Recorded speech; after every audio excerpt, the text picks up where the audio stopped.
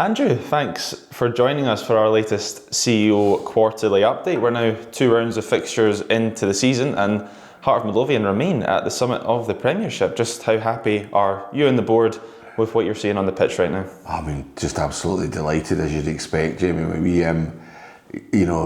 We've said, I've said a few times, Derek said a few times that let's see where we are after 2 rounds of fixtures, and here we are after 2 rounds of fixtures. So it's the one and only time in the season that everyone's played everyone home and away. So you get a real judge of where you are, and for us to be 6 points clear, if you told me that at the beginning of the season, I wouldn't have believed you. Obviously, I wouldn't have believed you. And I think we're on a fantastic journey, and long may it continue. We go into the final third before the split, obviously, and we had a very good first third, and we got the same fixtures in this. So let's hope we can do something like we did in that first third, and that would just be fantastic.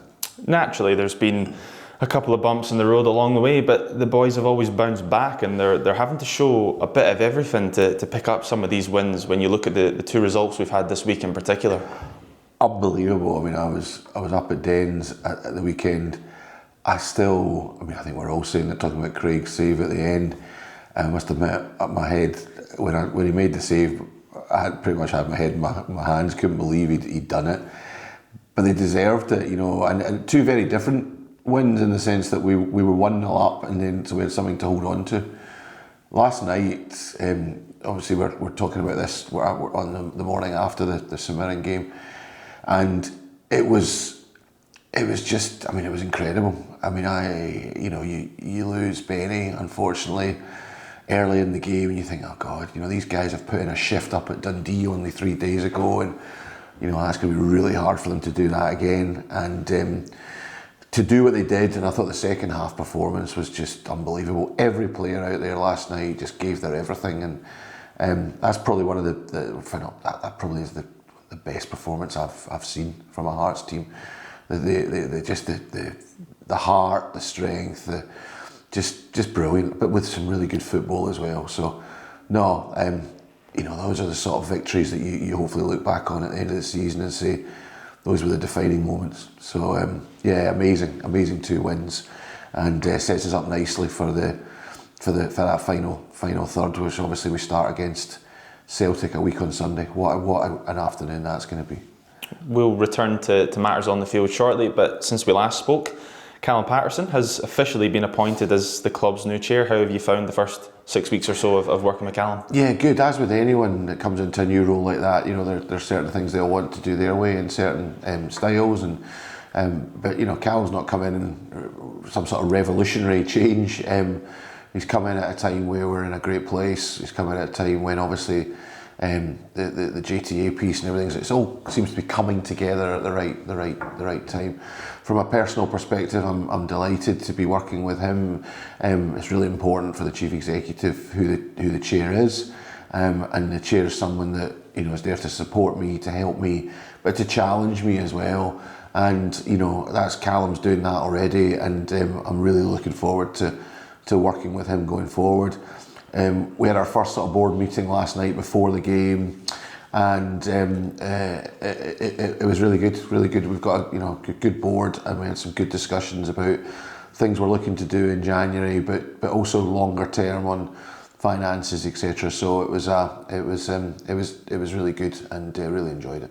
It's all go with the foundation of Hearts right now as well. Recently a very successful 90 Minutes with Takis Fisas event. Lots of young Jambos are starting to pledge through the new Junior Owners Initiative. And there's movement on their board also with the re-election of Graham Robertson and the newly elected Diane Scougal. Yeah. So as we know, FOH are a fundamental part of the club. Obviously they're the owners, but it's more than that. They are part of and I've talked about this before, a sort of triangle between us, them and Big Hearts. And delighted for Graham to get back onto the board, and for Diane to. I went to the FOH board last Friday. I go on a quarterly basis to their board just to give them a bit of an update from the club perspective. And it was good to meet Diane, and I think she'll bring something different to that board, which is great. Going back to the 90 minutes, I think that they've been a fantastic addition. and I think there's a lot of gratitude to Claire Hammond on that for the work she's done around that, and actually just generally the work she's done since she's come to the board of FOH has been phenomenal. And Claire obviously is on the club board as well, and it's great to have her on the club board. She's a really good link for us between FOH and the club board, along obviously with Jerry being on the club board. So no, things are good with FOH, and obviously fundamentally important part of the club, and will remain so. You mentioned Big Hearts. They held a very successful winter appeal before the end of the year. Once again, just really important to highlight the great work that they do. I'm very fortunate in that I sit on a number of boards, but one of those is Big Hearts, and it's the one that I enjoy going to most, because you hear and you get a really much better understanding of the amount of work that's done within Big Hearts for the community, in particular the local community, but the wider community as well, for underprivileged, for those that have their struggles in life. And to be able, it's fundamentally important that this club does that sort of work, and to do it through Big Hearts, through the charity, is great. And thanks to Craig and his guys, it's a charity that over the last few years has grown. It's around about £1 million charity now. It's a substantial organisation, and I'm just delighted to see the work they do, and long may that continue. Getting back to the football, a busy January so far with the arrivals of Jordi Altetna and Islam Chesnikov, plus the announcement of a pre-contract signing in Rogers Mato. How happy are you with those arrivals firstly, and can we expect to see any further movement before the end of the window? Very happy, and I think everyone was well aware that we targeted a right back, and to have done that before the window even opened, to have had that done, seemed to spook some that they thought we'd actually managed to register a player before the window had opened, but we'd done all the paperwork. But obviously you can't register them until the window opens, but to have that ready immediately as the window opened, I think says a lot about our guys behind the scenes and how well we're run from a recruitment perspective, and thanks to Graham Jones and Will Lansfield and the guys in that team, and obviously the work they do with GTA. Obviously Chesnikov is one that we've been waiting on for a long time, and I must admit a few times I thought, is this ever going to happen? So delighted that he's in the building. He's been on the bench for these 2 games. I think it's probably been unfortunate for him that we've gone down to 10 men. Probably not the games you're going to bring on Chesnikov, so that's a bit of a shame for him. So maybe we'll see him on a Saturday night in the Cup. It would be great if we did. I think we're all very excited about what he's going to bring to us. Rogers Mato, again, another one, huge excitement, and we are delighted. It wasn't the most straightforward deal to do. These deals never are, but we've got it across the line from the pre-contract perspective. Obviously we've got Josh McPake as well on the pre-contract for the summer, which I think shows that we still look, and we still, where we can, based on the rating still, but where we can, if we can bring in Scottish players as well, it's really important to us to try and keep a Scottish core of the team as well. So really good. Will we do anything else? Unlikely to do much on the way in. We'll see. Things can change quickly. With injuries, suspensions, things can change, in particular injuries, so we'll see. But obviously we're keen to get a few more out. We've got a few players who've gone out on loan, and I'd like to thank those players. They're obviously still important to us, but it's good for them to get some minutes elsewhere, so I wish them all the best, those that are going out on loan to other clubs. So yeah, it's a busy January. We had a very busy last January, so we're used to it. And to be honest with you, I sat down the other day with Graham, not to look at January, but to look at the summer. So we're already looking at the squad for the summer, and between now and then, along with GTA, we'll be planning on what we do in the summer to make sure we've got a squad to take us into whatever next season's going to bring us. A big topic of discussion right now among the fans is to do with the atmosphere at Tynecastle. A lot of goings on right now involving how we can improve that. Personally, I thought the other night against St Mirren was absolutely fantastic, but what's your take on all that? I thought it was brilliant, and I'd like to thank the fans for that. There's almost been a a little bit of a call to arms. I understand the fans' nervousness. I was nervous at the Livingston game in the second half. We all were, and I think we were all remembering the Kilmarnock game where we'd been comfortable at 1-0 and then they scored in the 92nd minute, and I think we were all worried and we almost did. They had a header at the end, not quite as good as the one up at Dundee that they had, but they had a header at the end which was saved, thankfully. So I get the nervousness, and we'll try as much as we can as a club to do things to help the atmosphere. The players obviously will give everything, but I ask the fans, please try and stay behind the team as much as you possibly can. Please bring as much noise as you possibly can, because that's the only way we're going to achieve what we hope we can achieve this season. And Tynecastle is a fortress for us, and it will only remain a fortress for us if it's because of the fans. That's the reason it's a fortress. There's no other reason. It's because of the intimidation of the fans getting on the back of the other team, not our team. So the fans are amazing. I thought they were incredible, as you say, the St Mirren game. I thought the away support this season has been just phenomenal.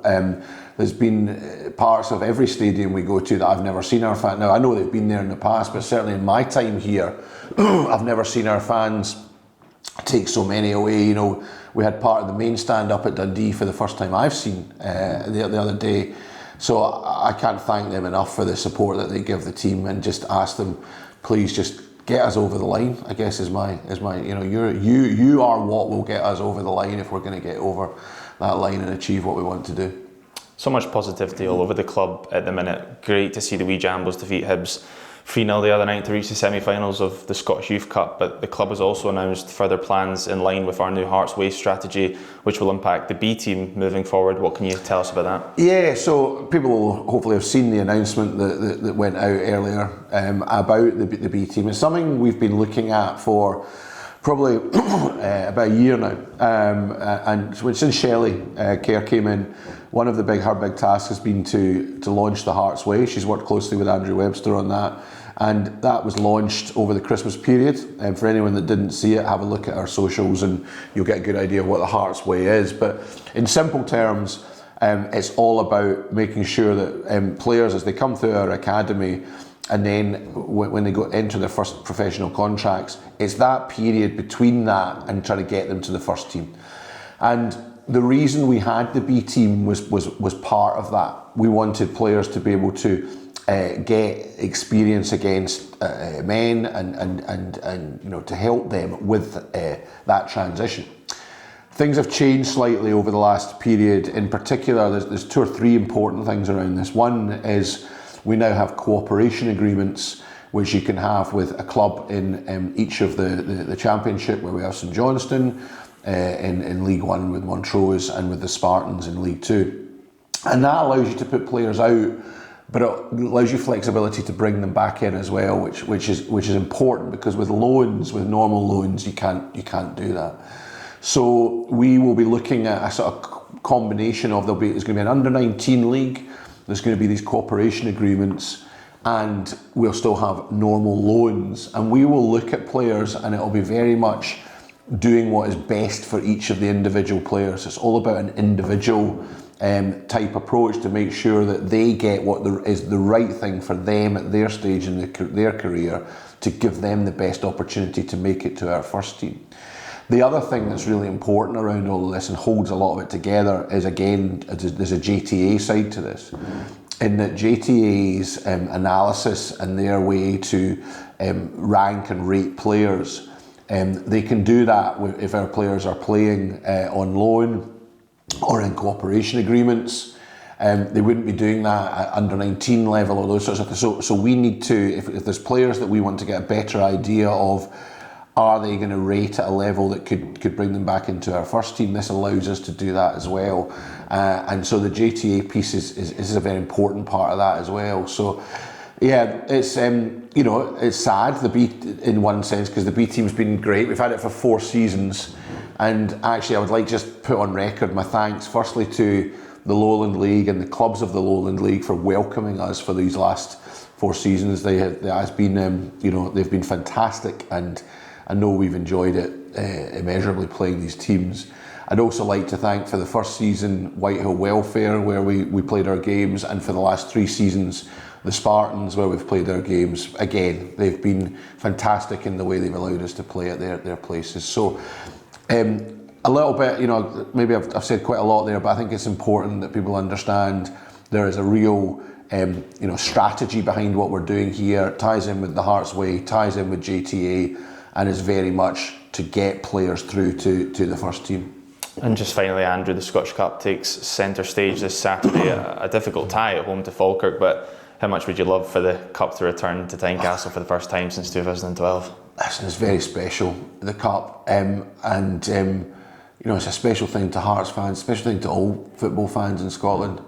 We saw, what it meant to the people of Aberdeen last year, and we'd love to do that, obviously, to come back to Edinburgh. Saturday is yes, you want a home draw when you see a draw, and we haven't had many of those, but you don't really want a draw against another Premiership team at this stage of the competition, and not one who are playing incredibly well. They're in the top 6, and the top 6, but in a positive way. They deserve to be where they are.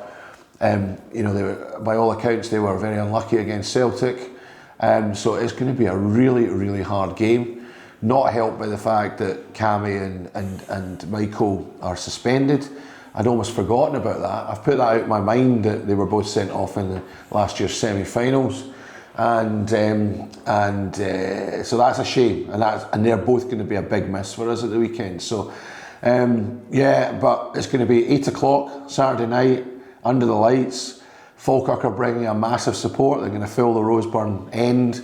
So again, I think there's still tickets available for our end. So anyone that wants to come along and really enjoy a game at Tynecastle, get behind the team, gets to the next round and one step closer to Hampden and hopefully another bit of silverware, please come along and support the team.